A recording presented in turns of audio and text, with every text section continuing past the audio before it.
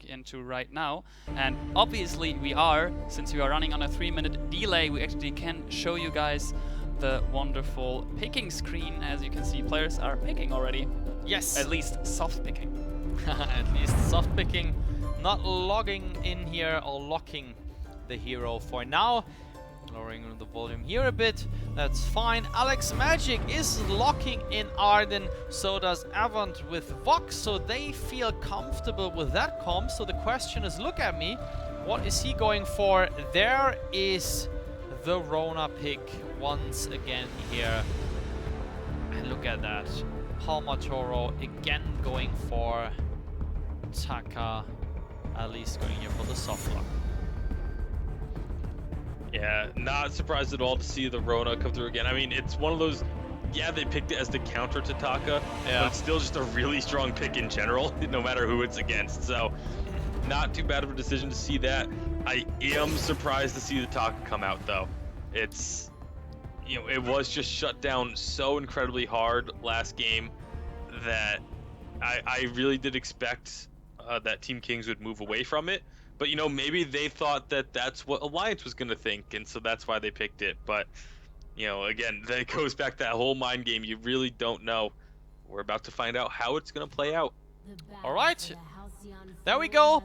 Battle has begun, and now from the left, again, here it is TeamKings playing to the right, and from the right, the red team. This is Alliance. Very interesting that we see so little changes. I'm very impressed by this.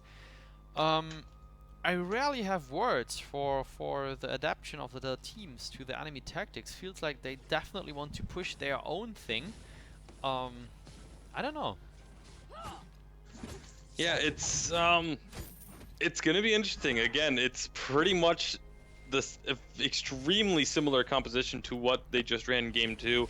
The only real difference being that Scarf is now being played on Kings, as it was in Game 1. So, you know, we'll have to see. It's literally the Game 2 composition that won versus the Game 1 composition that won, as they're going aggressive on the bottom. Legendary's taking a ton of damage and is going to fall.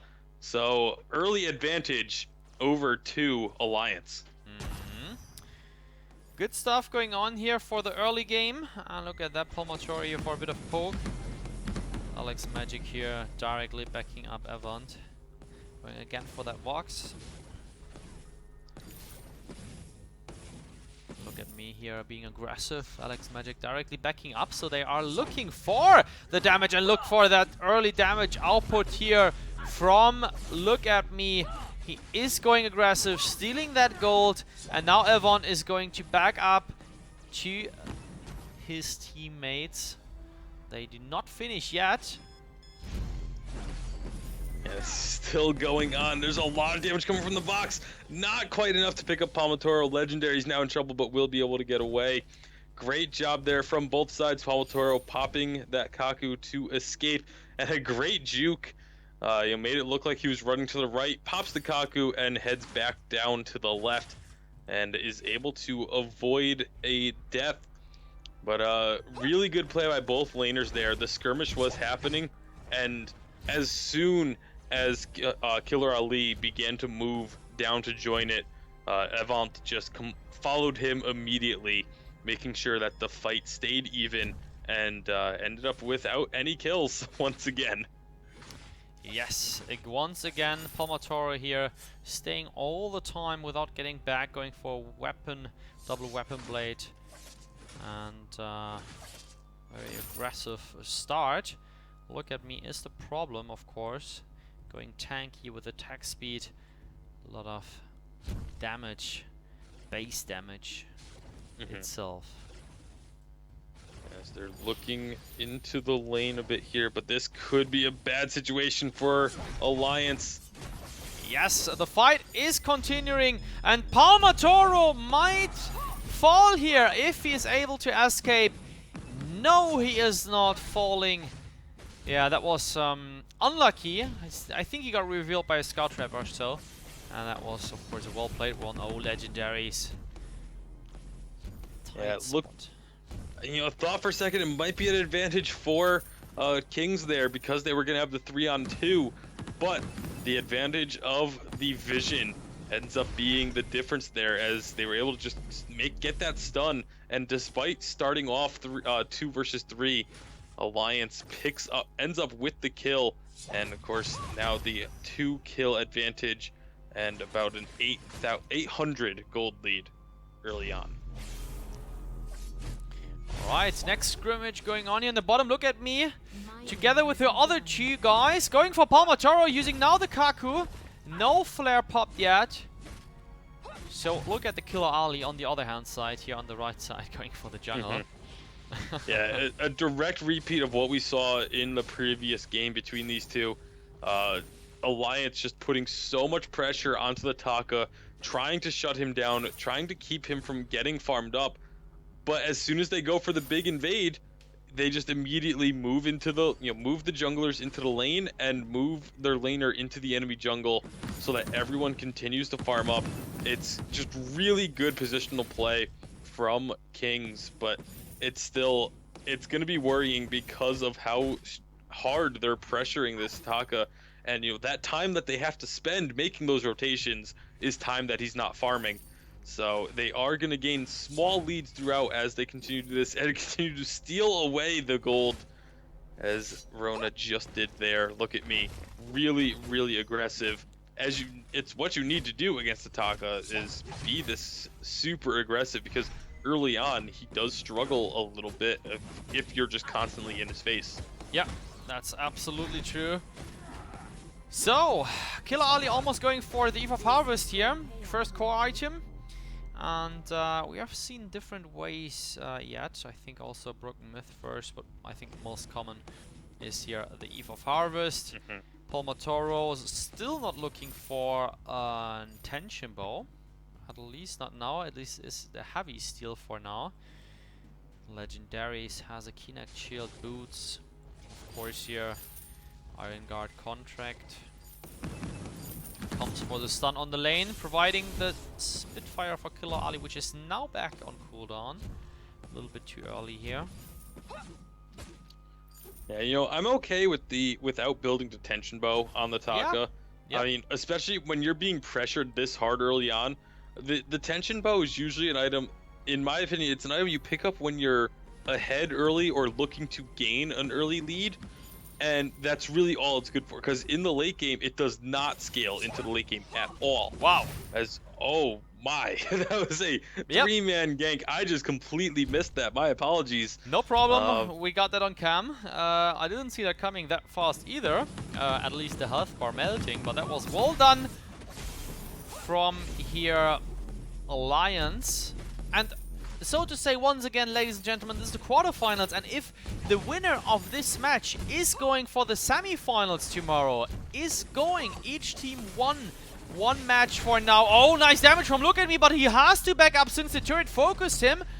So the fight going to evolve, but yeah, once again, both teams backing up without taking casualties. Not the first time tonight we see this in this matchup.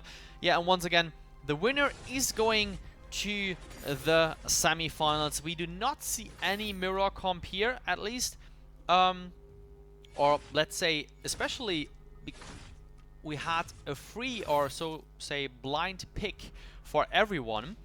No bans, no draft mode, no one got pushed into anything, but the team stayed almost at the same comp as they did the last match. Never happened in Vainglory League before.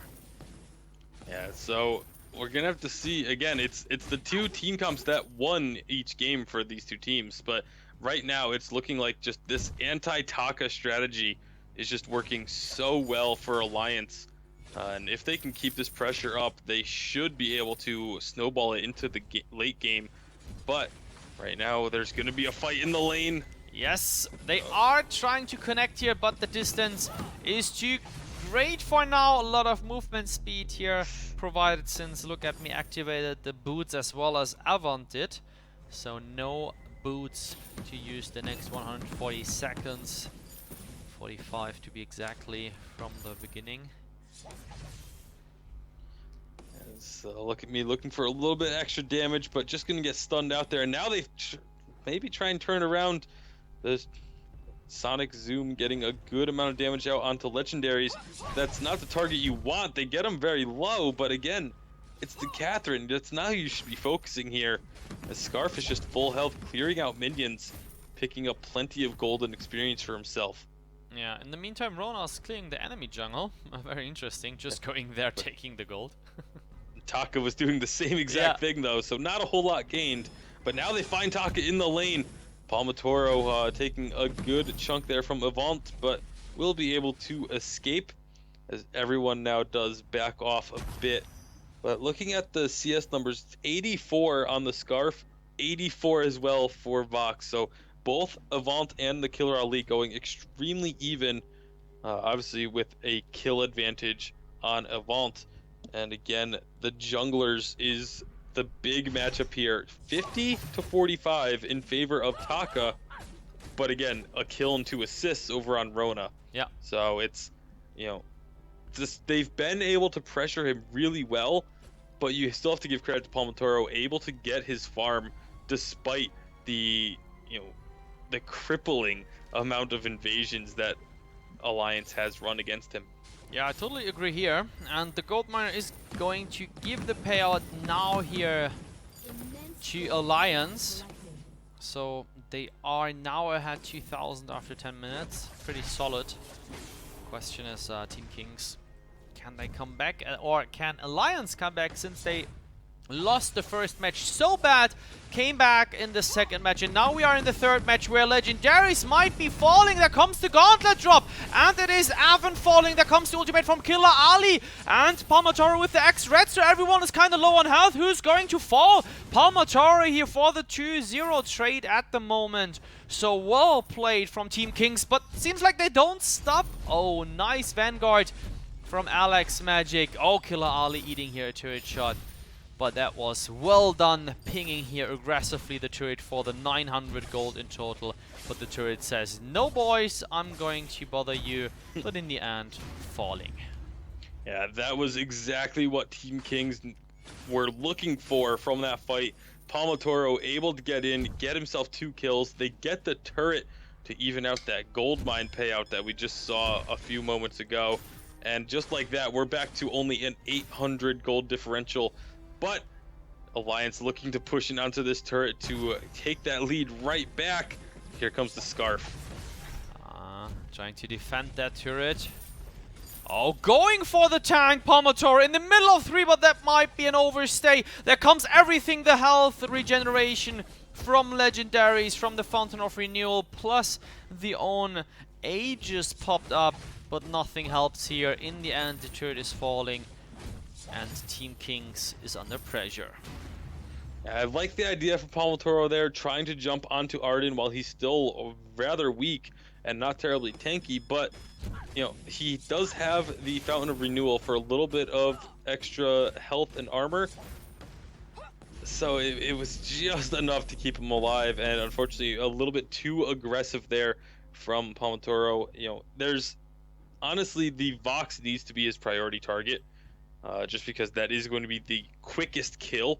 There's only an Aegis built defensively for Avant, as you would expect from a lane carry, but that's his easiest target. That's the one he's going to be able to jump in and immediately take out. And if he can take him out right off the bat, that's so much damage that is denied from Alliance in an extended fight. But it looks like we're going to have a fight over this gold mine. Yes, there comes the wait for it, and the gauntlet a little bit misplaced here, but they're all with the blast tremor, killing off the gold mine. Well done. And look at me picking up the kill here onto the Killer Ali. Palmatoro instantly rushing for the enemy jungle again. What a play, what a action. Yeah, rather confusing actually. The gauntlet went down way too early. I mean, it wasn't even close to hitting anybody with it, and it just still somehow managed to come out on top of the fight as we have a skirmish underneath the turret. Yes. The turret does go down, which could mean more fighting for Alliance. Legendaries is going to fall, and this Vox is doing an immense amount of damage along with the Rona, and Alliance looking really good here in Game 3 right now. Alright, so good stuff going on at the moment for Alliance. Would be a good comeback here to the semi-finals. TeamKings under big pressure. Palmatoro slowed here by, I would like to say the Shiver Steel, and I think there was, yes, there we see the cooldown, 10 seconds on the bottom. Wow, what a match. Very intense match going on right now. Of course, so much is on the line. This is the game for the semifinals. You know, they're tied 1-1 apiece. So whoever wins this moves on. Loser goes home with only 20 points in the circuit. So a really important game being played out here. So both teams just trying to be very careful. That's why we see so few kills. Only 8 kills combined at 14 minutes. This game has been, and really all 3 of the games in this match have been so much more about the positioning and the movement across the map from each side. So TeamKings, they really have to focus. I think they should go first for Vox, try to kind of split him, but that is the problem since Alliance is sticking together, so as Kings did in the first match. But they need to take out Vox first and then try to go for Look At Me, even though you don't want to face that Rona, but you have to, you know what I mean? The question is the breaking point, if you should go for Vox first or go for Rona first, because of that breaking point, not to make it stack up. But look at that, they're going for Vox. Like I said, there comes the Blast Tremor, nice silence, Gauntlet drop, and what a save from Alex Magic, plus the regeneration! Wow, what a play here, Alliance coming back, maybe for the whole semi-finals. Look at me. Oh, doesn't want to stop here. Going for the 2-0 trade. Yeah, Palmator, we're going to try and come in and defend, but you said it, absolutely huge play from Alex Magic. You know, they did exactly what they had to. Palmator got onto Avant. They got the stun on him and everything, and then just the gauntlet combined with the shield, and then of course the Crucible pop, the Fountain of Renewal, absolutely everything used to save Avant, but it was worth it. They kept him alive, were able to turn that fight around, pick up 2 more kills in their favor, and all of a sudden now they are out to a 5,000 gold lead here, and it was so close. I mean, if a split second later on any of those taps and Avant falls, and that entire fight swings in favor of TeamKings. So look at me, Weapon Infusion is there, but just waiting to get used in the next fight. Avant here, yeah, the standard 1.8 build, I would like to say. Palmatoro, yeah, rushed that Aegis first before finishing another tier 3 weapon power item. That's interesting. I think defense is very useful for Taka. I saw good Taka players, they only need 1 offense item, like a tier 3. For example, a Sorrow Blade, and then 2 tier 3 defense items works. The question is what tactics you might have in mind fighting against the enemy team and what they actually pick. But we will see about that, since Palmator is of course the focus on Killer Ali falling very fast, and there is the Kraken call. That is a risky one because everyone is alive. Can TeamKings get it? And they can get it, ladies and gentlemen. That can be a key situation of the game, and they can actually throw the whole game. The Gauntlet drop stuns here, Scarf. Oh my god, look at the damage now. They are coming back. Holy cow. Yeah, they picked up the Kraken and were able to drop the Rona, but Palmatoro Palmatoro, yeah, went in a little bit too deep, and they were able to pick up the kill. They didn't get Avant, and that was the difference in that fight. Of course, now Kraken is going to be working on this turret, but both Alex and Avant are going to be able to burn it down, I believe, before it even takes a turret. So that Kraken, not at all worth it. I mean, it's worth it in the sense that, you know, they denied it from Alliance, and they didn't have it pushing into their own base, but 1,500 gold basically going over into the pockets of Alliance for, again, the only thing that you gained is not having Kraken pushing down your own base, but you have a Scarf. A Scarf can take out that Kraken before he would have taken out that turret for them either. So it's really just, the steal is, it looks flashy, but in the end, it may actually be something that they didn't want to happen, especially after losing that fight. Yeah, especially when you have the Kraken buff and then lose a fight. So that definitely speaks here for Alliance. And I think that next situation can be also GG, but we will see about that, since there comes the silence from Legendary and there is the kill from Avant. Going for Palmatoro, has to escape to the bottom. They are chasing, they are connecting to Palmatoro, getting the kill. 2-0 trade, Legendary is the supporter, is surviving, and that looks like Alliance is about to take down the second team here from Kings and Queens, namely TeamKings. Yeah, the damage just a little bit too much there for Kings to deal with. Alliance able to completely shut down Taka. He was virtually irrelevant throughout most of the game because of the way, and it's all in the stylistic play. They played it absolutely perfectly after getting destroyed by it in game 1, just adapting to that change and being able to take him out. But now going very low while taking out this one turret. They didn't have minions there, and this could be a bit of a turnaround. Oh, nice gauntlet there is going to prevent the kill, but here comes Palmatoro looking for anything they can to try and get themselves back in this game. They're gonna pick up Alex Magic very likely. The Fountain of Renewal is healing them, but it's not enough. They get 1 kill, they get 2. Avant, the only one left. This could be disaster. Oh my god, this is not possible at all. I mean, they still have 4 turrets plus the Vayne to push, and time might be a little bit too short here. Oh my god, this is super, super crazy. Yeah, they're not gonna. I don't think they're gonna be able to get the win, but they are gonna get so much work done on these turrets. They still have 20 seconds left. Look how quickly they are taking these turrets out. Although this mini wave is going to get destroyed from the turret blowing up, and there's only 10 seconds left. So they are going to get those 2 turrets down, open up the base, but that is about it. Such a risky situation now, as tensions are running high in this game 3. Exactly, and that is super important to get here the gold. It was 600 per player in this last 30 seconds, which is a lot of gold. And I think this was just caused here from the overstay from Alliance. They felt a bit too comfortable in their spot. They were like, hey guys, we can wrap this up maybe here or pick another one. The question is, can they win now the fight? There we see the infusions get popped. Kraken is coming out of the pit. If this is not the final fight, then I don't know. Palmatoro the focus, going away.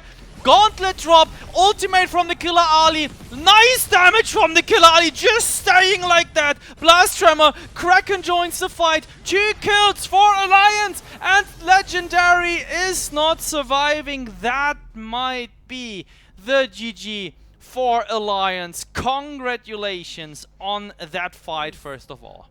Yeah, 40 plus seconds on everyone. This should be the game. It was a huge Scarfold from Killer Ali, but the gauntlet from Alex Magic kept him in place. He couldn't move at all, or he would have risked, accidentally tapping that wall of the gauntlet and getting stunned. And so they were able to get out of the Dragon's Breath, able to collapse, get the damage they needed. Again, shutting down the Taka hard. And in the end, Team Alliance moving on to the semifinals. And facing Gamers 2. Wow! Facing Gamers 2, that is crazy. Alliance versus Gamers 2 tomorrow, ladies and gentlemen. And let's have a look at the item builds very quickly. I think definitely here, look at me, a good choice with the Rona. Alex Magic, I would call him MVP of the match. The saves, the gauntlet drops, the blocks plus the health regeneration. Awesome, the Warhorn and the boots also almost every time used on point. Avant, well done on Vox. Yeah, that was really, really good. And TeamKings, well, the thing is, I do not 100% understand why you stick to the comp and try to really, really push it. I mean, it looked very good at situational points, but I don't know. What do you think about that, Tasty Bacon? Since it's so game-changing to stick on that comp and try to push it. Yeah, I mean, going for it the second game, I completely understand. It worked so well, you want to go back to it. But once they countered it so incredibly well, And it wasn't just the Rona pick. I mean, yeah, the Rona pick was a big part of it, but it was also just the play style change in Game 2 that countered the Taka so hard. And it was the fact that they were able to adapt their play style really showed me that the Taka should not have been picked up in that third game. But maybe, you know, it could just be a problem with Palmatoro. Maybe that he just isn't as comfortable on other heroes.